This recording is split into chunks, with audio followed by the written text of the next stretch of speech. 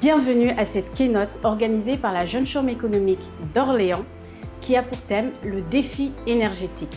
Je suis Fatouma Kochine, présidente 2022. Pour cette keynote, nous allons accueillir notre invité et hôte, Romain Roy. Bonjour Romain. Bonjour Fatou. Merci d'avoir accepté notre sollicitation. Alors Romain, qui es-tu? Quel est ton parcours? Que fais-tu aujourd'hui? C'est beaucoup de questions. Oui. Donc je m'appelle Romain Roy, j'ai 36 ans, j'ai un parcours Jeune Chambre économique de 10 années. Je suis rentré en 2012 à la Jeune Chambre économique. Je me qualifie comme notre mouvement citoyen engagé. J'ai un parcours de pompier qui a été assez prégnant dans ma vie et qui au départ était mon vrai parcours scolaire pour devenir professionnel de ce métier. Donc j'étais volontaire ici dans cette ville, Toury, c'est une petite ville au nord d'Orléans, 35 km au nord d'Orléans. En 2008-2009, j'ai décidé de me réorienter à la fin de mes études pour ne pas sauver que les gens, mais essayer de me pencher plus sur la partie planète. Donc j'ai dessiné des maisons à énergie positive et j'ai intégré une société locale qui était capable de me construire ma maison. Donc aujourd'hui, je vis dans une maison à énergie positive. Et quand j'ai fabriqué cette maison, monté la toiture, donc en panneaux photovoltaïques, je suis tombé amoureux du solaire photovoltaïque. Donc en 2010, j'ai décidé d'en faire mon métier et d'avancer sur ce projet-là. 2012, fort peut-être aussi de l'enseignement des pompiers, de la partie aimer, continuer à découvrir, à apprendre. Je pense que l'être humain est fait pour apprendre toute sa vie. J'ai décidé de rentrer à la Jeune Chambre économique, donc membre depuis septembre 2012. Fort de cette montée en compétences et expérience, 2015, COP de Paris, donc j'ai décidé d'entendre et de répondre à l'appel un peu de la France sur la dynamique lancée sur la partie transition, la partie responsabilité individuelle, sociétale et collective pour décarboner, pour muter notre façon de vivre. Donc j'ai dit je vais créer ma propre entité, ma propre société, donc Groupe Roy Énergie. Les locaux tout beaux, tout neufs, on vient de rentrer, un mois d'intégration dans la société. Aujourd'hui, cette société a bien grandi, donc ouverture en 2016, on est en 2022, on est 82 collaborateurs et collaboratrices, parce que les talents ne sont pas que masculins, bien au contraire, mon staff est largement féminin. Ce que je veux dire, c'est qu'on a une mission. Je parlais de maison à énergie positive, bien c'est possible, je ne viens pas de cette culture-là. Société à énergie positive, c'est possible de transformer l'économie et de la marier à l'écologie. Et aujourd'hui, tu le sais, je porte également ces convictions en politique, même si on a tendance à dire à la Jeune Chambre économique qu'on n'est ni de gauche ni de droite, mais on est plutôt devant. Pour moi, cet engagement citoyen est dans la pleine continuité de mon engagement de pompier, citoyen engagé, y compris dans les associations, sociétés et politiques. Donc voilà qui je suis, voilà où je vais. J'espère de faire d'Orléans, de la métropole, une cité à énergie positive d'ici 20 ou 30 ans. Très bien, merci. En tout cas, c'est très intéressant. Combien de temps tu es resté pompier? Presque 20 ans. 20 ans. Pourquoi je dis 20 ans? Parce qu'à 12 ans, j'avais décidé d'arrêter le foot, au grand désarroi de mon papa, pour rentrer jeune sapeur-pompier. Mais il était quand même aussi fier que je rentre donc jeune sapeur-pompier. Mais c'était un choix qui était déjà peut-être un marqueur de mon caractère. Si j'ai décidé, quelque part, des fois j'ai décidé. Et donc de 12 ans à 16 ans, je me suis préparé. Et c'était une école parallèle à l'éducation, mais c'est un engagement qui était quand même fort, une très belle école de la vie. Et à 16 ans, je suis rentré pompier volontaire. J'ai eu mes concours professionnels, officiers, etc. Une fois que j'ai tout eu, encore au détriment de mon papa et de ma famille, je me suis dit, mais non, en fait, ça y est le parcours, je ne vais pas rentrer officier et dire je vais faire pompier. Je vais en fait modestement m'investir pour sauver la planète. Bon, la planète va très bien, c'est l'écosystème maintenant qu'il faut sauver. Très bien, merci en tout cas. Sapeur-pompier depuis l'âge de 16 ans, on découvre tous les jours avec toi. Ouais. Merci pour cette présentation. Alors je rappelle à nos internautes qui peuvent également poser des questions directes à Romain. Nous reviendrons sur les questions à la fin de cette keynote. Alors pour entrer dans le vif du sujet, Romain, qui est le défi énergétique, qu'est-ce que c'est le défi énergétique selon toi? Et comment, en tant que citoyen lambda, au quotidien, je peux contribuer ou m'inscrire dans ce défi? Déjà, Il y a encore beaucoup de choses dans ta question et je te remercie pour cette question parce que c'est important. On parle beaucoup du défi ou de l'écologie comme quelque chose qui est anxiogène, stressant et presque de l'angoisse. Je ne prends pas la transition par ce prisme de lecture, c'est-à-dire qu'on va y arriver. Je suis quelqu'un de positif de nature, mais je ne suis pas non plus dogmatique et je ne veux pas faire croire que ce n'est pas possible. L'être humain est une espèce qui s'adapte depuis tout temps, mais il va falloir qu'elle s'adapte plus rapidement que d'habitude. Parce qu'on a déréglé, on est en train de perturber le climat. Ça veut dire qu'on va créer des perturbations sur cet bel écosystème que nous avons, donc c'est la planète Terre. Et on va créer des dérèglements qui vont être très impactants d'ici 2, 3 et peut-être 4 décennies. À tel point qu'il y a des espaces sur la planète qui vont devenir très certainement invivables. Donc on va avoir sûrement des mutations démographiques. On va avoir des mouvements de population et on vit aussi dans un écosystème comme ici, un écosystème aussi économique. Mais moi, je ne pense pas qu'on doit faire une écologie du moins, revenir drastiquement, vulgairement au temps des cavernes, mais peut-être à la bougie. Je suis pour une écologie du mieux. Et en fait, en 2010, quand j'ai quitté le foyer familial, je me suis posé la question de me dire comment on agit pour ne pas impacter trop violemment la planète, pour que demain, je laisse quelque chose de vivable et de cohérent et d'équilibré pour les prochains en fait. On a reçu un monde assez extraordinaire. Je pense au satellite James Webb. Oui. Des fois, je me dis, on est toujours en train de se plaindre, c'est un peu français, hein, quand on voyage pas beaucoup. La Jeune Chambre économique, elle a quand même une richesse par rapport à ça, c'est que ça nous ouvre l'esprit. On a l'esprit très ouvert, donc on a peut-être tendance à moins se plaindre à la Jeune Chambre économique. Je te rejoins. c'est une qualité et des valeurs que cette association peut nous donner. Et ce satellite, en fait, il regarde à des années, des dizaines, des milliards d'années-lumière. Et on n'a toujours pas trouvé de cailloux dans l'espace. Je dis cailloux, en fait, c'est une planète qui habite la vie. Et même si on l'avait trouvé, il faudrait encore qu'on soit né dans la bonne époque. Je suis désolé, on n'est pas né au Moyen-Âge, on n'est pas né sans la médecine, on n'est pas né sans le pouvoir de s'alimenter facilement, de s'éduquer, de vivre en liberté. Donc ça, c'est le deuxième conscience. Et on est né en plus dans le bon pays, en plus de la bonne époque, dans le bon pays. Et des fois, juste de regarder ça, plutôt d'une vue un peu plus lointaine, ce qui est un peu le regard de la Jeune Chambre économique, je me dis, mais on a une chance assez extraordinaire. Et il faut croquer cette partie-là, mais croquer, ça ne veut pas dire ne pas protéger. Donc j'ai décidé de m'intéresser à ce qu'était la transition écologique et énergétique.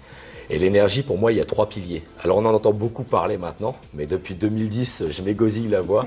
Le premier pilier, c'est la sobriété. C'est la partie isolation. Comment je rends ma vie moins consommatrice d'énergie et donc de production de carbone. Parce que l'ennemi, il ne faut pas se tromper, c'est le carbone. On doit décarboner nos activités humaines et du coup consommer moins d'énergie. Donc la première des pistes, c'était d'avoir cette maison bien orientée. J'ai rien inventé. J'ai regardé ce qui se faisait dans les pays scandinaves, à l'étranger, ce que faisaient les Romains sur la ventilation naturelle, ce que faisaient les Aztèques, les Mayas, etc. Il y a beaucoup de choses, les Égyptiens, il y a plein de choses. Alors je ne suis pas doctorant, je ne suis pas extraordinaire. J'ai essayé de marier le bon sens, VMC double flux, ventilation double flux, dans une maison, orientation du pavillon pour avoir les belles surfaces vitrées côté sud, une casquette pour l'été pour pas chauffer la maison, isolation extérieure qui peut être fait en polystyrène ou en bois. Donc j'ai dit, bah tiens, maison bois, ça capte du carbone, etc. Donc j'ai fait ma maison en bois. Et donc sobriété, c'était déjà créer un espace, ni trop petit, ni trop grand, confortable, même très confortable, mais qui consomme très peu d'énergie. Et ça, j'ai trouvé que c'était déjà le premier sens à mon activité humaine d'avoir l'impact le plus faible possible. Ça ne veut pas dire que je stigmatise à dire on ne prend plus l'avion, on ne prend pas la voiture, on ne mange pas de viande, on ne vit pas vieux, on ne fait pas d'enfants, etc. Ça, c'est l'écologie du moins. Eh bien justement, il me semble que tu voyages beaucoup en train, en avion, en voiture. Et pourtant, tu m'as dit j'ai une empreinte carbone à 0. Alors comment tu fais ? Alors, je vais juste terminer sur les 3 piliers, sobriété, ensuite efficience, c'est le bon système de chauffage. Ça ne veut pas dire changer prématurément sa voiture, prématurément son système de chauffage, prématurément quelque chose, parce que tout ce qu'on construit a un coût carbone. Et nous, êtres humains, nous avons un bilan carbone. de vie en fait. La moyenne d'un Français ou d'une Française, c'est 9 tonnes de CO2 par an. Notre pays, notre beau pays, France, métropolitain, peut absorber la photosynthèse, la biomasse, les biodéchets, on peut aussi faire de la méthanisation, tout ça c'est de la photosynthèse, tout ça c'est de la captation carbone. Mais on ne capte pas assez pour compenser ce que toi et moi, en moyenne, on consomme en CO2. Donc comment on diminue ça? Tu peux diminuer tes transports, tu peux diminuer ta viande, tu peux diminuer les effets de fashion victime, d'acheter trop de vêtements. On peut diminuer son alimentation, on peut tout faire. Mais là où je veux sensibiliser sur... moi, on est producteur d'énergie et isolation, c'est les deux vecteurs, c'est le troisième vecteur. Sobriété, efficience et production et récupération, économie. Récupération d'eau de pluie, c'est le bâtiment récupère l'eau de pluie, ma maison récupère l'eau de pluie. Ça veut dire que je ne vais pas pomper de l'eau sur le réseau, ce qui est un coût carbone pour le fonctionnement du système. Ma maison et l'entreprise créent de l'énergie. Elle crée 20 fois plus que ce que la maison consomme. Ça veut dire que j'exporte de l'énergie. Et en plus d'en produire, je n'en consomme pas beaucoup pour l'utilisation de la maison. Parce qu'elle est pensée, isolée, orientée pour fonctionner le mieux possible dans sa dépense énergétique. Donc on est dans l'optimisation, je récupère l'eau de pluie qui tombe sur le toit, j'ai bien orienté pour avoir les apports solaires, mais l'été je ne chauffe pas ma maison avec une cocotte minute parce que j'ai un système qui vient mettre un système d'ombrage. J'ai une récupération naturelle de l'air et des calories avec ce qu'on appelle de l'inertie. Ce qui est important, c'est pas d'avoir une maison en carton. Une maison en carton, ça pourrait être bien isolé, mais il n'y a pas d'inertie. Donc il faut jouer sur tous ces systèmes d'inertie, d'efficience, de sobriété, de production, ce qui vous donne quelque part votre cycle de vie annuel, personnel ou de famille, et vous pouvez le calculer en fonction de combien on consomme en kilomètres par nos transports. Ça veut dire qu'il faut stigmatiser celui, pour moi, en tout cas, ça ne veut pas dire qu'il faut stigmatiser celui qui prend l'avion. Parce que demain, l'avion, ça sera aussi un transport décarboné. Le jour où il sera à hydrogène, ça ne sera pas grave de prendre l'avion. Ce qu'il faut, c'est, personnellement, la collectivité et une entreprise doit calculer son coût carbone. Le diminuer d'abord dans la proportion la plus raisonnable possible, tout en ayant quelque chose qui permette d'avoir des opportunités pour ses salariés, qu'on puisse quand même partir en vacances, pouvoir s'alimenter peut-être bio et de saison. Ça, c'est souvent des natures de bon sens. On parle aussi de diminuer le chauffage, de mettre un pull, je consomme moins d'énergie. Peut-être avoir un outil de compostage, peut-être de ne pas mettre ses déchets. Ça, c'est aussi de la diminution d'utilisation du carbone. Avoir un jardin, peut-être plutôt que de se déplacer pour aller acheter bio. On peut manger bio souvent pour pas cher si on achète des graines au fond de son jardin. Il ne faut pas croire non plus. Il y a beaucoup de choses qui doivent être repensées et le durable, c'est prendre le temps de faire quelque chose pour longtemps. Donc prendre le temps aussi de faire des choses pour soi, changer ses menuiseries, faire l'isolation extérieure de sa maison, penser au système de ventilation de la maison, le système de chauffage, poser sa propre centrale photovoltaïque au sol. Il y a plein de topics, il y a plein de choses qui sont sympas. Une fois qu'on a été chercher les pistes d'économie, d'efficience et de production, qu'on a fait le tour, il vous reste un bilan carbone. Il me reste un bilan carbone d'environ 3 tonnes. Et on se souvient, la moyenne des Français, c'est 9 tonnes. Donc comment j'ai été chercher ces 3 tonnes? Eh bien par les outils de captation qui vous entourent tous les jours, qu'on ne pense pas. Les arbres, la photosynthèse et la méthanisation. On peut investir dans des sociétés ou des associations aujourd'hui qui vous proposent d'acheter des arbres et de les planter en plus du patrimoine France, que je vous ai expliqué tout à l'heure, qui est déjà un pouvoir de captation. La France pourrait offrir à chacun et chacune de ses habitants 3 tonnes de CO2. Et on serait à la neutralité carbone. Mais vu qu'on a une moyenne de 9 tonnes, il va falloir aller chercher une captation supplémentaire de CO2 dans les économies, l'efficience ou la production. Et une fois qu'on l'a fait, on se dit, bah mince, je suis à 3 tonnes, j'ai tout fait. Comment je vais réussir à être à la neutralité carbone pour arrêter ce dérèglement? En tout cas, arrêter l'accélération du dérèglement. Ce que je dis là aussi, c'est du temps long. Hein. Oui. C'est 5, c'est 10, c'est 15, c'est 20 ans, c'est une génération pour avoir des vrais résultats. Donc il ne faut pas non plus paniquer à dire en 3 ans je dois faire l'isolation de ma maison, le système de chauffage, le transport, c'est trop. C'est pas le sujet. Le sujet c'est de dire on entame quelque chose et on sait où on va. Et GoPro Énergie ou Romain, mes engagements c'est cela. Et ensuite il y a une économie de la captation, la photosynthèse, la biomasse, les arbres.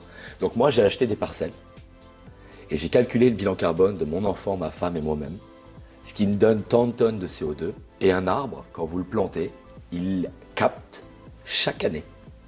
Chaque année. Ce n'est pas quelque chose qui est unique.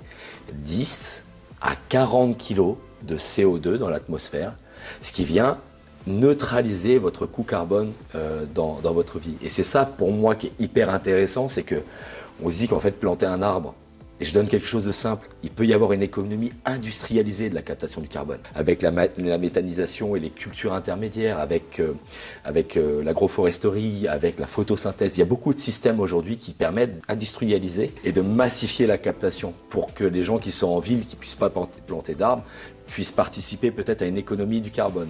Donc je crois beaucoup à ça. Chacun a sa pierre à l'édifice à apporter.